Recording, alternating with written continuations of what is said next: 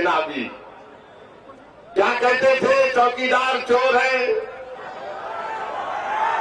ये भी शिवसेना कहती थी कि अब हम इनको अकेला लड़ेंगे।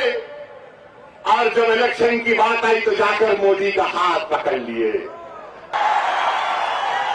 जाकर कहा कि मोदी तेरा हाथ, तेरा मदद चाहिए, क्योंकि बड़ा सांप हम पे खड़ा हुआ है।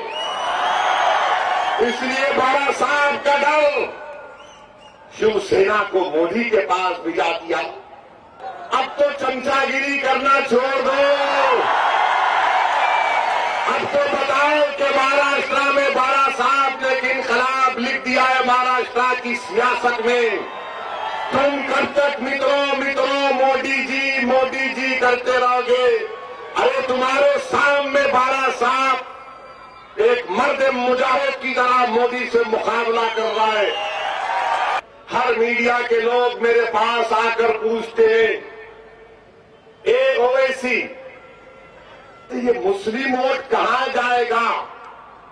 मैं बोला, मुझसे क्यों पूछ रहे हो? बड़ा साहब से पूछो, तुमको जवाब दे देंगे। शोलापुर में कांग्रेस बीजेपी टाई हो गई शोलापुर में।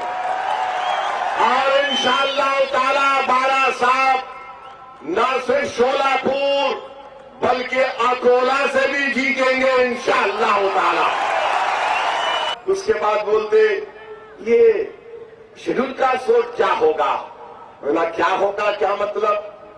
वो बेहतर जानते हैं उनका दोस्त कौन है, उनका दुश्मन कौन है। वो बेहतर जानते हैं कि उनका हमदर्द कौन है। वो बेहतर जानते हैं कि बाड़ा साहब न सिर्फ शेड्यूल कास्ट बल्कि माइनॉरिटीज, ओबीसी और धनगर समाज, कोली समाज का ऐसा रेनबो अलायंस क्रिएट किए कि इससे मोदी भी परेशान, शिवसेना भी परेशान, कांग्रेस भी परेशान और पवार साहिब भी परेशान। आरएसएस को कॉन्स्टिट्यूशन के दायरे में लाना चाहिए। किसने कहा आरएसएस को कॉन्स्टिट्यूशन के दायरे में लाना चाहिए? किसने कहा? मुझे बताओ, जोर से बताओ, पुकार के बताओ, ताकि नागपुर और मोदी को मालूम हो सके। किसने कहा? जोर से बोलो, और जोर से बोलो, दबा के बोलो, जम के बोलो, मिलकर बोलो, एक होकर बोलो। सुने कांग्रेसियों, मोदी सुने, एक ही मिनट में पूरे बोल रहे बाड़ा साहिब, बाड़ा साहिब, बाड़ा साहिब।